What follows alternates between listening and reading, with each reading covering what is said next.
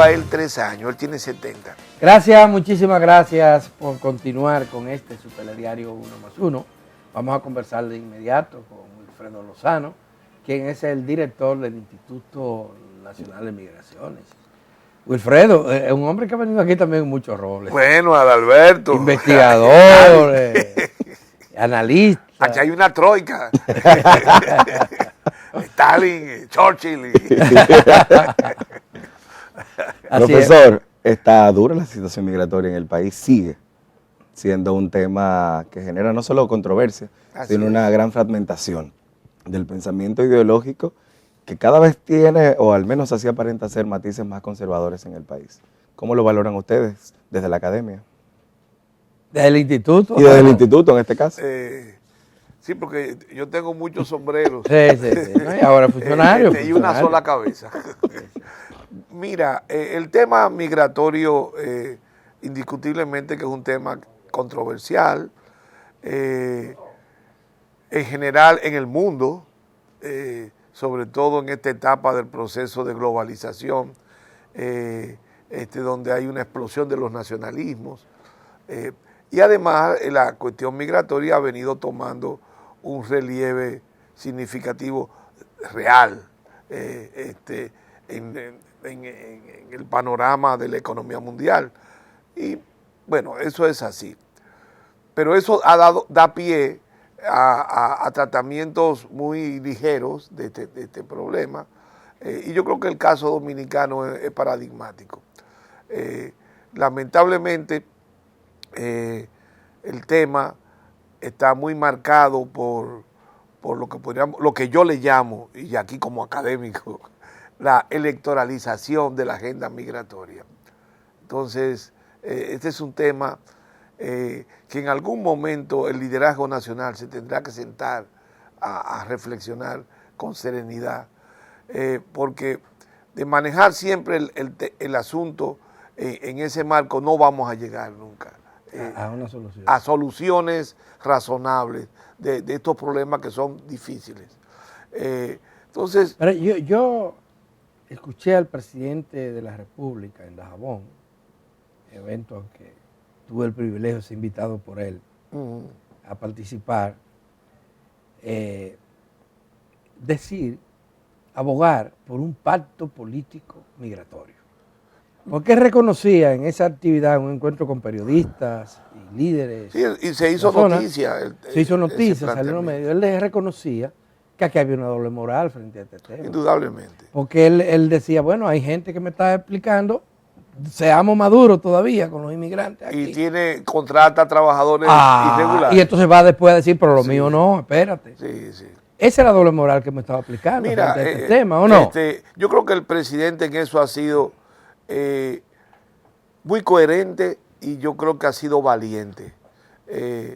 La idea que él planteó, que muchos de esos radicales le han dejado caer de lado, esa idea que ha planteado el presidente es una idea fecunda, sumamente responsable, y es el camino que tenemos que seguir. ¿Pero cuál idea?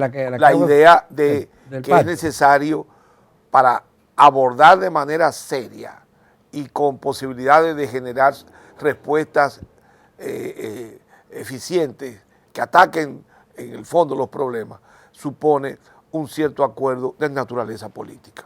Esto es así. Pero el gobierno no lo ha gestado. Pero el punto, perdón, Adalberto, los momentos donde ha habido en este país un cierto avance en materia migratoria, esos avances tortuosos, difíciles, han estado atravesados por compromisos políticos. La aprobación de la ley de migración, la ley 169, el Plan Nacional de Regularización, son momentos que han supuesto compromisos políticos. Entonces, el presidente no está diciendo nada descabellado, todo lo contrario, está siendo realista, está siendo sumamente responsable y yo creo que desprendido, con todo el poder que tiene, ha dicho, bueno, señores, vamos a llegar a un acuerdo. Entonces, ese es el camino. Es un asunto complicado. es una agenda expuesta a los vaivenes de la política de partido y sobre todo de la política electoral. Yo creo que como se está acercando la cosa electoral, a lo más que podemos aspirar es a una cierta capacidad de conversación.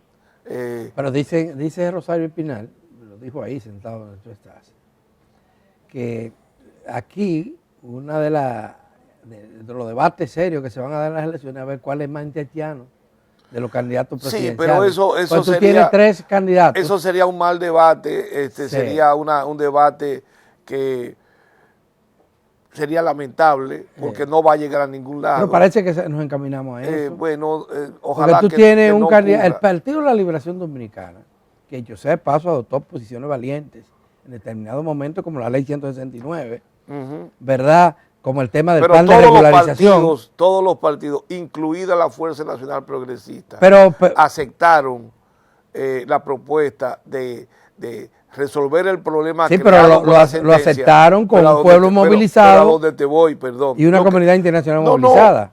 Mira,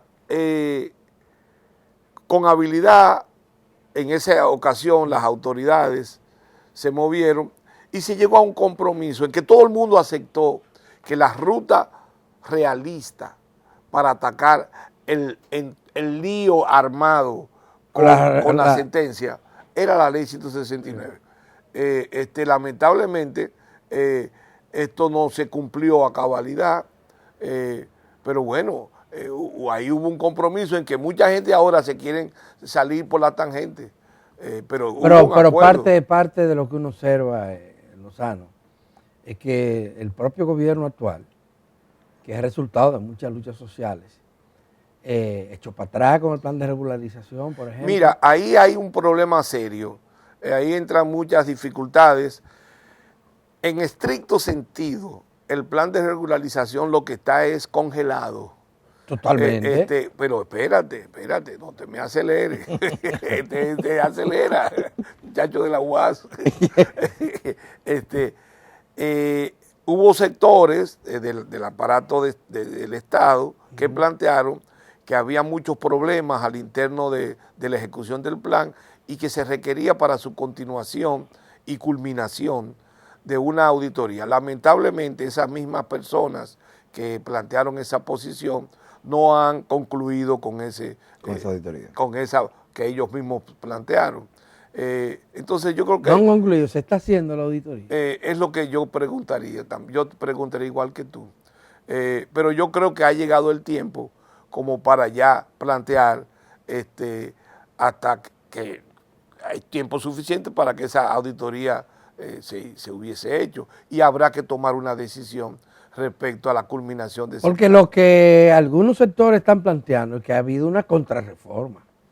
O sea, aquello de la ley 169 devolvía, en parte, no la totalidad, el derecho de todo ser humano a un nombre y una nacionalidad. Y sobre todo... el plan de regularización procuraba determinar cuál es el estatus de la gente que está aquí, ver todo lo que merecía un estatus legal. Hay muchas confusiones con este asunto, comenzando por la confusión entre regularización y regulación, hay un conjunto de cosas, pero evidentemente quizás es saludable que los televidentes sepan que cuando se aprobó la ley 285-04, la ley de migración, se incluyó los artículos transitorios en función de los cuales se implementó el plan de regularización. Se incluyó esto por la siguiente idea, que muchos pseudos expertos en asuntos migratorios no entienden ni entenderán nunca. La idea del plan a lo que atendía era el siguiente argumento.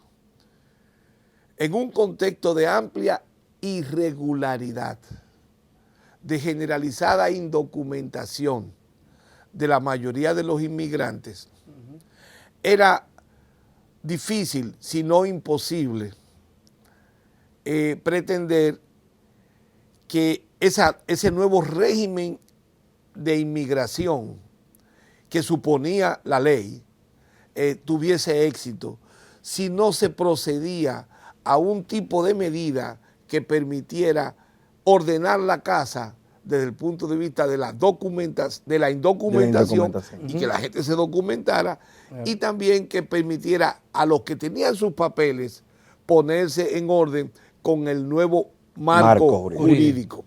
Esa es la idea del plan de regularización.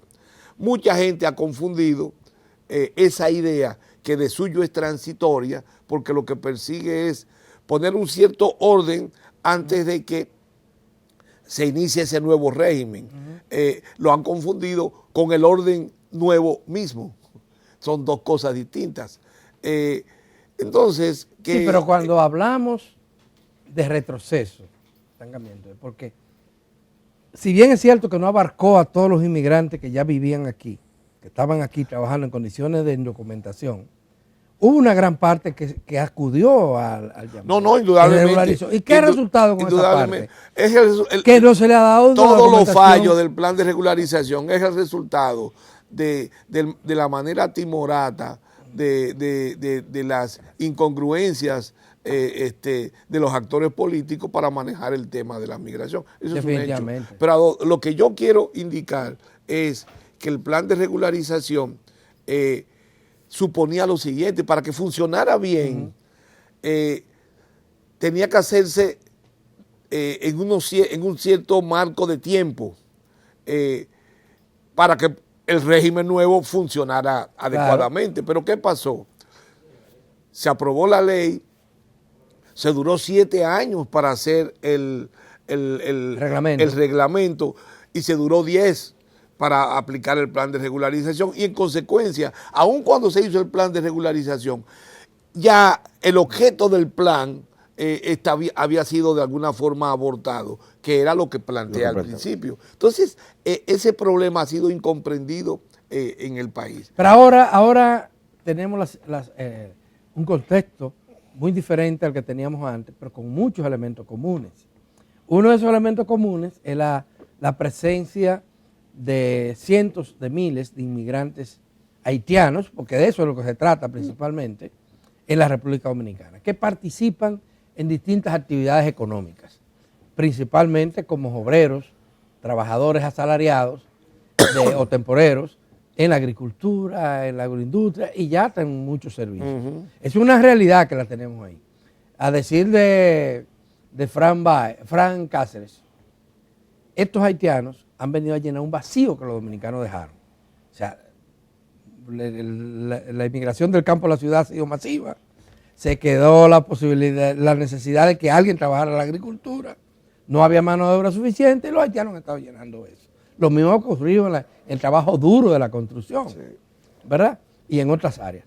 Pero resulta que esa gran población no tiene la documentación legal correspondiente. Sí. Entonces el plan de regularización, que como tú dices, era un punto de partida, pretendía hacer eso, pero la propia ley te dice que el extranjero aquí tiene derecho a adquirir un estatus legal, independientemente de la condición que haya llegado. Y eso no se implementa tampoco. Pero a donde te voy es, no sé si yo me estoy dejando... te entiendo perfectamente. Estoy explicando. Es que de suyo ya en la situación de hoy, la ley se hizo en el año 2004, ¿verdad? Sí. Del 2004 a hoy son, ¿cuántos años? 18 años. Sí. 18 años. De entrada, no se aplicó porque no había reglamento. El objetivo de el plan de regularización como condición previa al ejercicio pleno de la ley está destrozado, está abortado. Pero la confusión permanece entre lo que es el plan de regularización que perseguía ese objetivo y los mecanismos regularizadores que universalmente contempla la ley. Yo creo que ha llegado el momento en que, independientemente del destino final que vaya a tener ese plan, a partir de esta premisa es necesario que comencemos a trabajar de manera seria y masiva un esquema regulador que ordene eso que tú planteas. Y eso no necesita de culminar ningún plan de regularización. Entonces, a donde voy es que podemos avanzar en el camino de la regulación sin asumir que es condición previa la culminación exitosa o no del plan regularizador. Pero estamos, son dos cosas diferentes. Y lo digo con total ignorancia, te hago la pregunta. Sí. ¿Hay dentro del Estado Dominicano algún interés en emprender ese camino? Pero no, indudablemente, el propio presidente lo ha planteado. El presidente ha planteado un esquema que no ha tenido el respaldo funcional que yo esperaba de parte de muchos del funcionariado que de alguna manera tiene que ver con esto. Él lo ha planteado muy claro. Número uno, se necesita un esquema que asegure una gobernanza de la frontera desde el punto de vista de la seguridad, y lo está haciendo con toda la porosidad que supone y todo el problema. Número dos, ha planteado la necesidad.